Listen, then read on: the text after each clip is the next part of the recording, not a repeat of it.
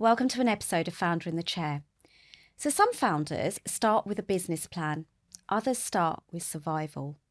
Today's guest is a mother of 3 girls and an accidental entrepreneur who transformed one of the most challenging chapters of her life into a mission to uplift others. After enduring a difficult marriage, navigating homelessness and raising 3 young children on her own, she found herself burnt out and broken while working as a family lawyer. The weight of going through a divorce, juggling school runs, sports days, sick days, and every school holiday left no space for her to simply breathe. It all came to a head when she experienced a breakdown, one that would ultimately become her turning point. From that rock bottom came the quiet beginning of something remarkable. She built her first business from scratch, grounded in a belief that divorce could be handled with empathy, simplicity, and integrity. Since then, she's launched a property business, providing homes for vulnerable people, and a photo booth company to help others celebrate life's joyful moments. Her journey isn't picture perfect, but it's real, raw, and powerful. And today she's here to share what it truly takes to rebuild, reimagine, and rise. So let's welcome Bhavna Radia into the Founders Chair. Welcome, Bhavna. Thank you. I'm really excited to be here. And we're so excited to have you, accidental business. Yes. And now there's 3. Yes, now there's 3. Who'd guess? I know, right? So in the intro, I talked a little bit about you starting your own business because of a challenging time. Tell us more about that. So in 2011, I found myself going through a difficult time in my marriage. Things had got to a point where I had no choice but to say it was coming to an end. And it's interesting, isn't it? Because you think it's your choice, so you must be really happy about it. But it really didn't feel like that. And I guess I'd fought for many years to try and keep it going. And I got to a point where I realized that it had to come to an end for myself, for the girls. At this point, we've got 3 daughters. And I really needed to almost model to them that it's okay, that we're going to be fine. Life throws these things at you, and you have to pick yourself up and find a way out of it and rise. Because one day they'll come to talk to me and say, "Mum, I'm going through a hard time." And I felt like I just wouldn't have that authority to them to say, "It's okay, you'll get through this, you can step away." And so I took that decision, really tough decision, and started moving through separation and divorce. But it was, my mental health was really affected throughout the marriage, but also especially at the end. And I guess it's one of those things, you are going through your marriage, you have this dream, don't you? That you're going to have a happily ever after. Yeah, you don't get married and think, it's going to come to an end. No, and I had my blinkers on, and I tried and I hoped and almost just felt if I keep going, if I'm a good person, that it will always work out. And then you have to face that reality of it didn't work out. And I guess in our culture, it's even more difficult because the family will say, stay together. Yeah. Society will look at you in a different way. There's all that stigma attached. And you have to deal with that alongside your own emotions and what you think this might do to your children. Yeah. And so I had so much fear. And I know that so many people talk about this, but I was really scared. Almost scared of how do you bring up 3 children on your own. Sienna was 1 at the time. And I had taken a career break so that I could bring up the children. And you're then looking at this situation where you know that you aren't earning anything. The children are really young. And how are you going to manage alongside their mental health issues and my mental health issues? I did go back into practice, which I needed to do because I needed to get a mortgage and obviously earn that monthly income coming in. Yeah. And at that point, I never thought that I could do anything else but go back into practice. There wasn't any other consideration. So I went back into practice. It was really difficult bringing up the girls while you are working, sometimes 40 hours, 50 hours a week. So you went back full time? I went back full time. I needed to go back full time because I just couldn't afford to do anything else.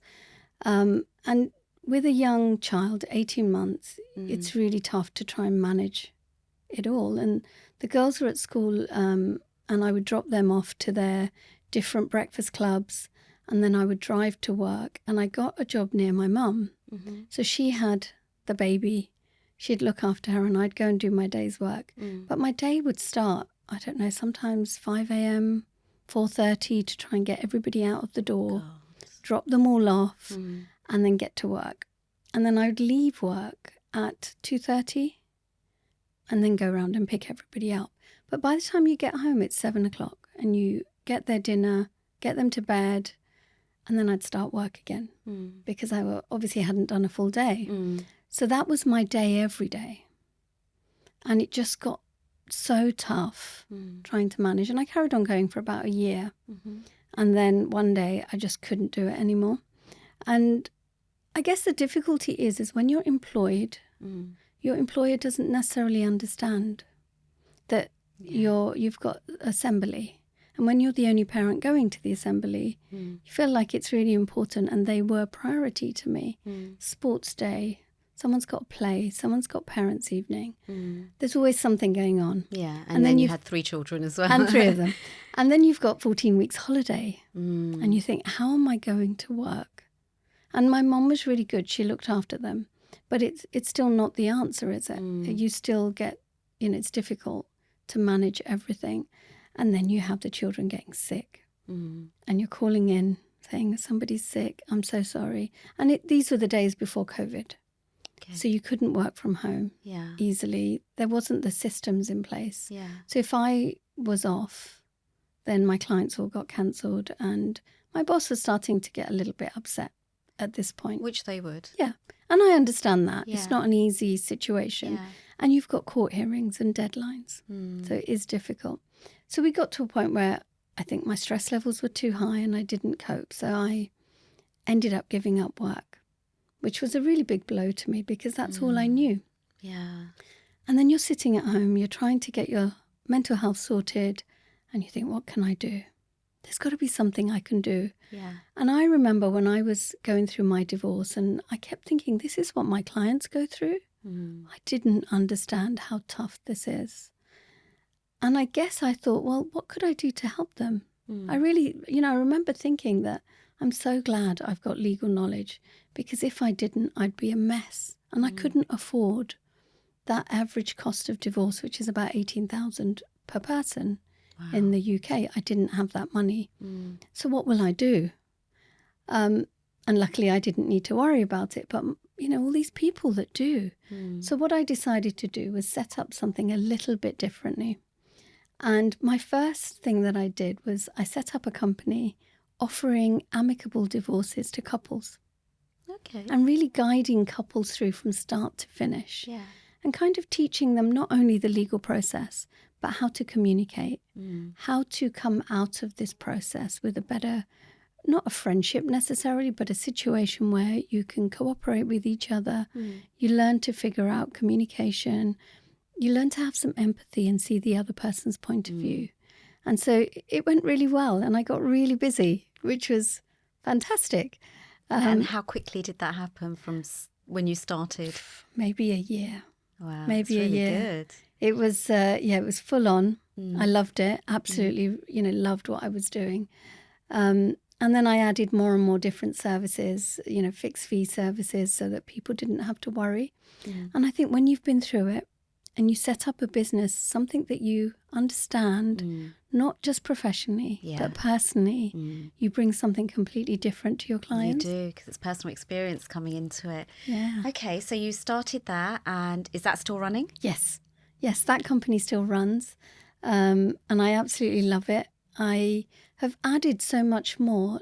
I now do a lot more mindset work with clients and also bringing in financial help. Right. Because all 3 of them are intertwined when you're going through a divorce. You need the legal aspect, you need the financial, and you need the mindset. Yeah. And if you can bring all of that to somebody, you know that they can come out of it in a better way. Because, when you go to your lawyer to get divorced, like when I did, they're not going to do mindset work with me. No. I even remember a few years later, I looked at my pension and it was a mess because I hadn't considered that I needed to change my pension because I got divorced. But it's not your lawyer's job to tell you. No. There's no tick list that, or a checklist that says you've got to do this, this, this. But I think you offer things like that, don't you? So you'll take them through their whole life. Everything. And I think it's really important to do that, because what I do find is when you're, and I was that person that took more of the childcare, and I took steps away from running the household, getting involved in the day-to-day of that, the financial day-to-day. And I did have knowledge of finances, so I was okay. I understood how sort of property worked, mortgages worked, how to pay the bills. But the amount of people I come across that when I say you might need to get a mortgage, they don't understand. And that's not their fault. We're not taught that, are we? And it's generally the women, I'm guessing, yes, that don't know. Generally the women. And there's a whole knowledge piece and an empowerment piece. And I love it when my ladies come to me and they start off saying, I'm scared, I don't understand any of this. I don't even understand the words. For them at the end to have transferred the family home into their name, for example, they've got a really good job. They're earning the money that they thought they would. They've really got life sorted out. And some of my clients invite me round. We have a glass of champagne and I see the work that we've been doing and how happy they are. And I tell you what, it just makes it all worthwhile, because it isn't an easy job either. But you definitely get the satisfaction of seeing all of that work. And you say your lawyer isn't there to give you knowledge and to empower you. It's not their job. No. But without that, they're not going to make the right decisions. Because they don't really understand. And the amount of women that come to me that have made decisions and then they say to me, this isn't working. I agreed to take over the family home. It's a £500,000 mortgage. I need to do that in a year. But I'm not working right now. I've got 3 children and they're really young. And I just think, what, your lawyer allowed you to do that? They should have explained that, no, this isn't going to work in a year's time. There's no way you'll get that mortgage. But they're not told this stuff, and they will just agree settlements that aren't really right for them. That's so scary. So if you're going on this journey with someone, and men and women you work with? Men and women, yeah. Okay. So you're on this journey with them. I mean, obviously this is really emotionally draining for you as well, because you are holding their hand. You're not that lawyer you just go and see, pay by the hour and some fixed fees. You are literally holding their hand. How do you deal with that? Like, that's a lot to take on. It is a lot. And maybe because I've been doing it for so long. I mean, I qualified in my 20s, and I think you get so used to this being your profession. You try not to sort of let it affect you personally. But there are times where, you know, I'll take a call from somebody. It's the first time I've spoken to them, and I'll be in tears. And it doesn't happen every day, but sometimes it really affects you. And then there's times where you see your clients that you've been working with, and you know, I've got lots of clients in court proceedings. As much as I'd encourage them not to go that way, sometimes you've got no choice. And you know that they're the victims, say, for example, of domestic abuse. And the judge just isn't giving them the orders that they should be getting as victims of domestic abuse. And the family justice system just isn't geared up for this. And it does affect me, because I think, no, that's wrong. They shouldn't have been given that order. And I do get angry, but I have to protect myself. So when I start work, I have a practice where I will spend some time just meditating. I have to do that for 5 minutes before I start. And it's almost like putting a protective bubble over yourself, so that these things you don't take home with you. And I do have a separate office, which is really nice. And I do, as soon as I finish work and I close my laptop, I almost leave it there. I know that I can leave it there, and I shut the door, and I try not to go back into thinking about it outside of those hours, because it is really hard not to take it home with you. I can imagine. I remember when we did a workshop, and the stories around that circle when we did arrow breaking. And I only did it the once. You know, you listen to this day in, day out. So, God, hats off to you. So you went through so much before starting your first business, from trauma, from your marriage, divorce, homelessness, financial struggles, and being a single parent. What gave you the strength to keep going? I know you've said you do some mindset work, you do your meditation. Was there anything else? So if there's somebody listening right now, they're like, I'm just too scared to start. What would you say? How did you get through it? It was really tough, I have to admit. But there are so many things that you can do. At the time I went through it, I didn't have any money, like literally had no access to funds. And so everything I did had to be either free or low cost. I had no other options. So the first thing I did do was go to my GP. And I couldn't afford a therapist, but my GP put me on the waiting list for to get some help, which when I did get to that point was invaluable. I have to say I got the tools to keep going, because there were times during that period where I felt like I couldn't keep going anymore. But I looked at the children, and what would happen to them if I couldn't keep going, if I couldn't get out of bed. And I think they do force you because they don't understand. Yeah. They will keep going, and they keep running around, and they get you out of bed, and you've got to drop them to school. And there's a routine because you want to feed them well. They've got to do homework. So that really was my thing that I held on to. And especially when we found ourselves without somewhere to live, that has to be the hardest time, where you shut the door of your family home and you and the girls are together.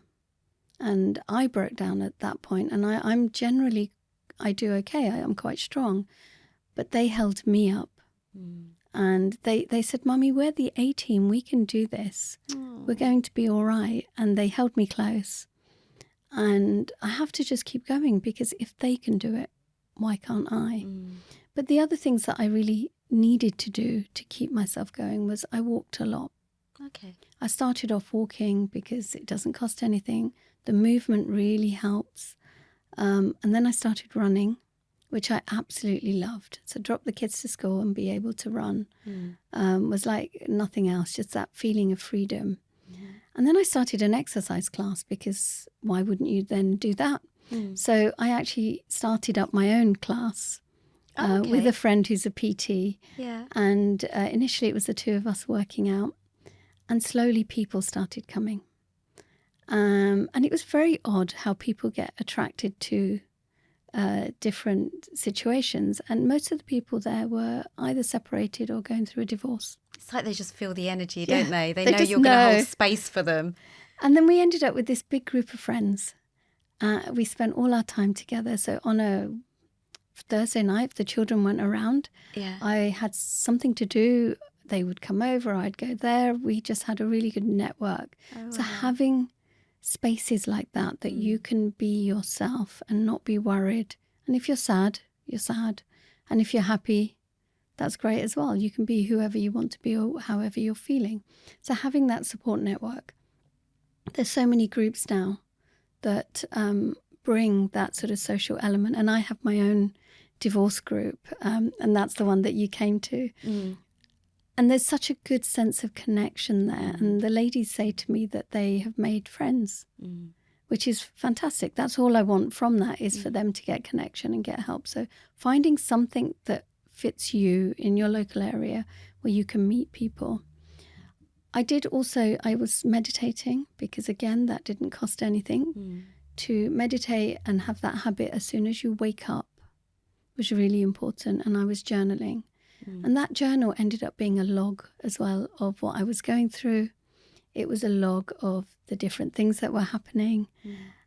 And I could look through it and see what I was feeling. So I could see the things that I was scared of. And when I could sense that there was fear around finances, for example, I was like, okay, I need to get clarity now rather than being scared. Now I've got to face this and get some knowledge. And I could go and do that because I'd written down what I was going through. So it was great for that. So the meditation and the journaling really helped. I went to charity shops and I bought books. And I would always have a book next to me. And in the night, and lots of people when they're going through a hard time can't sleep, which is what happens.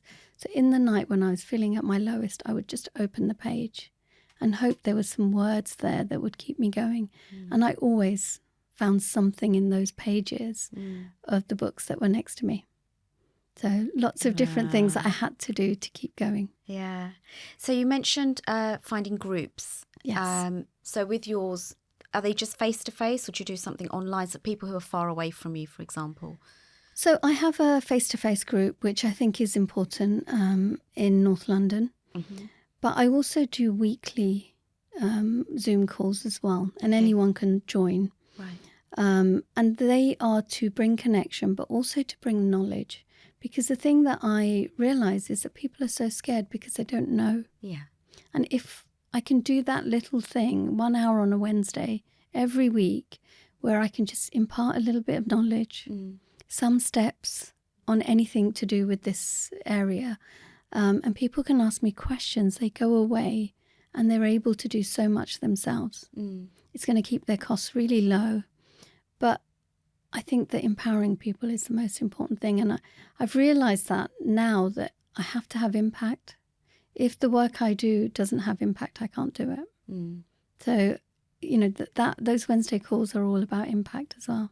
And they're free to join. They're free. Okay. What time on a Wednesday? 12 o'clock. Okay. So we'll put the details below on how to get on those calls. That's brilliant as well. So you're working full time. You're a single mum. So you've got your hands full. So what pulled you to start your second business, which was in property?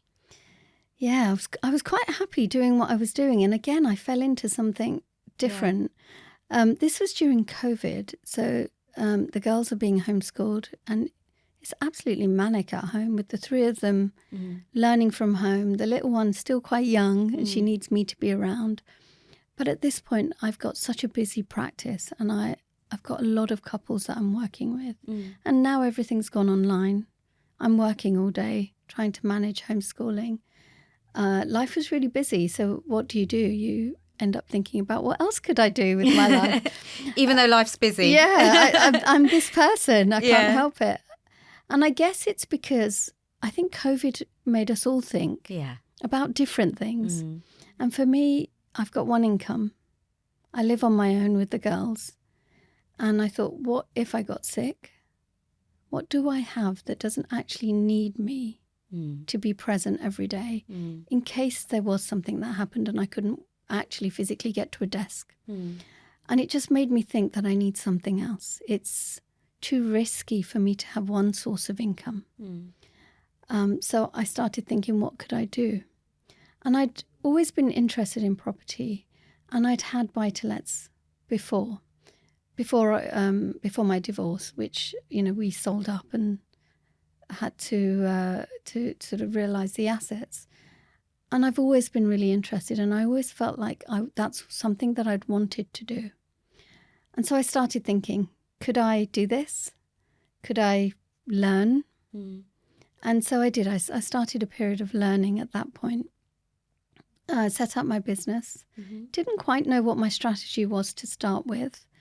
And thought it would be buy-to-let because it's kind of the easiest strategy, especially with knowing that I wasn't going to invest locally and that I was looking to invest up north.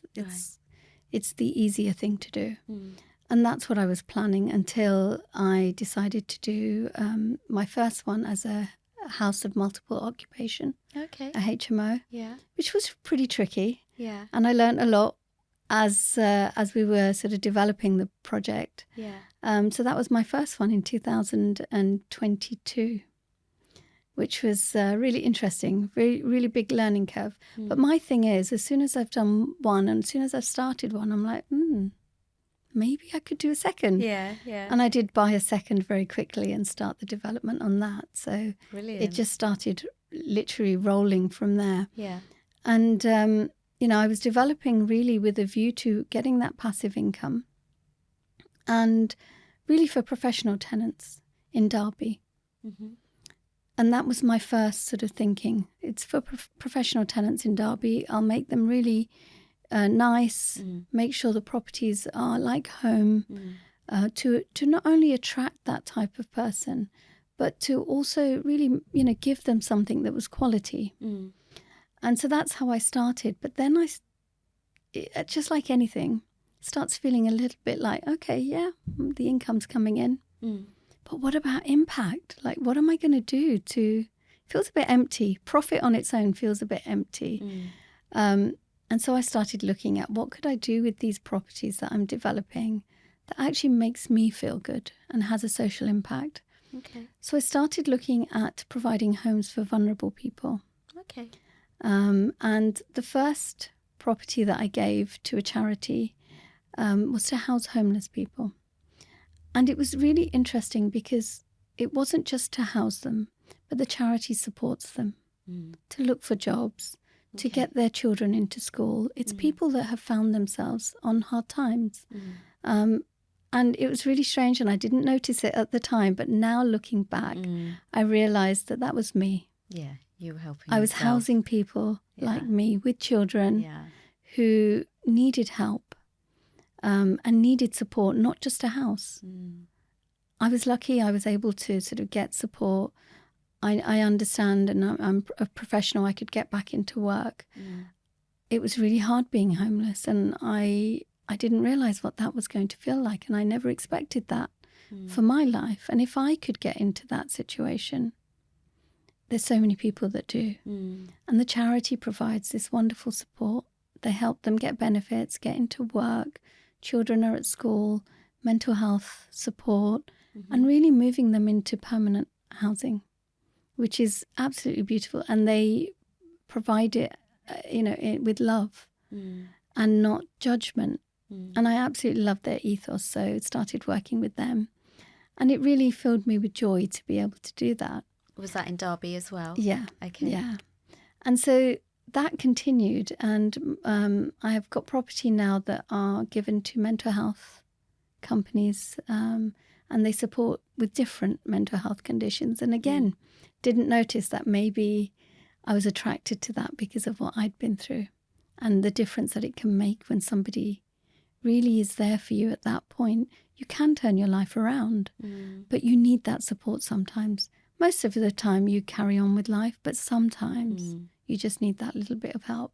And so, yes, that's my next sort of vulnerable person that I help. And I love the thought of them going into my homes, and I've really thought about what they need. I'd love to be able to help women that have been through abuse.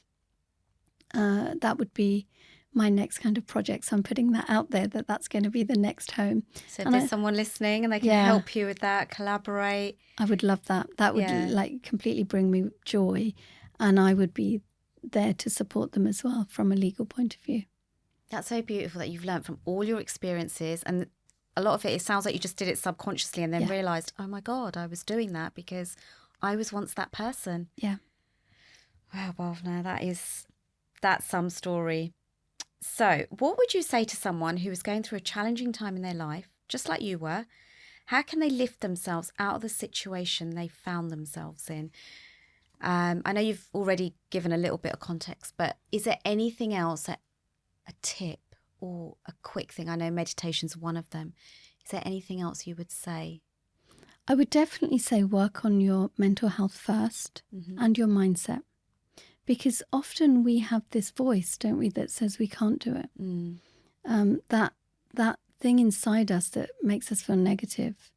And changing that and really believing that these things that you want can come true. And I guess, again, I was that person that felt I can't do it. I'll never be able to do it. And I find myself doing it constantly. Now look at you. And I didn't ever dream that this is where I would be. Yeah. And I think it's really changing the voice, changing the narrative first. But also, I started with my children. I've always given them vision and asked them about their vision. So when Shreya was doing her 11+, we did a lot of vision work. And she had a vision board above her desk with the school she wanted to go to and the uniform and getting the results she wanted. And so we did a lot of work on that first before we did anything else. And I then did that work. I'd never done it for myself. I'd always done it for the children. And now I do that work for myself. I have a vision and it is very strong. And I know you have a vision as well. And I see that you're moving towards it. And I think when you've got that strong picture in your mind, you can't do anything else but take steps towards it, or subconsciously things will happen and you'll find yourself in that place. I had a picture of a house on my vision board, and I was shocked to find that I lived in that house. I moved from my home that I'd bought after being homeless, and it looks so much like the picture. And how is that even possible? I know, right? I had someone here last week, and she said that she does a vision board every 3 months. Oh, wow. And she said every time she does it, it happens so fast for her, because every 3 months she's put something new down and it's done. And It's then amazing. she moves on and she moves on and she moves on. I was like, I think we underestimate things like this. And then to go back to it just makes you feel, oh my God, I've done it. I did it. It's feeling into that energy of what is on your vision board. So some people don't want to sit down and sort of put pictures on a piece of paper. You can have some photographs on your phone that you look at and you feel the emotion of it. You're not just looking at it. You feel it, you close your eyes, you dream it, you're there, all of those things. And with the vision that I'm working towards, I can feel it. I know it's going to happen without a doubt.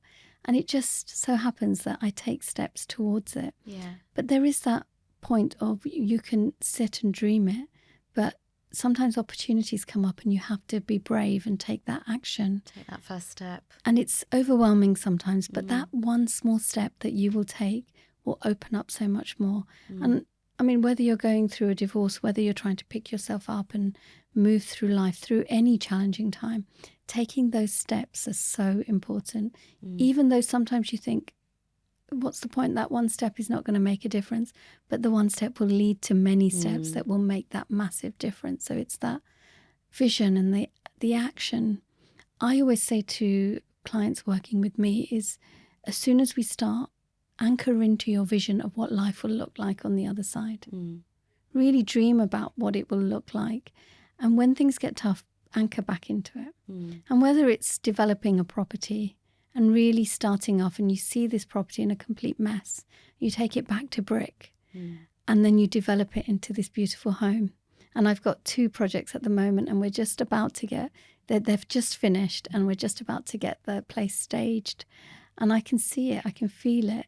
Whether it is a challenging time, whether it's a property, I have that vision, very strong vision of where I want to be. And I think that if people start with that vision, even if it is a feeling, you will get to that other side. Just take those small steps.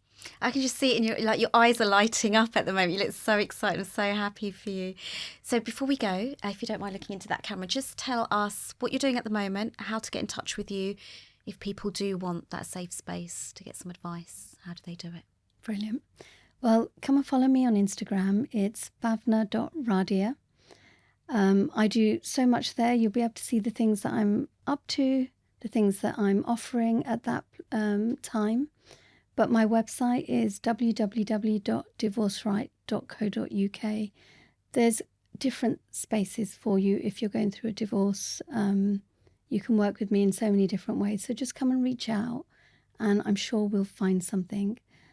If you have a charity that can help me help women going through abuse, then I would definitely love to hear from you as well.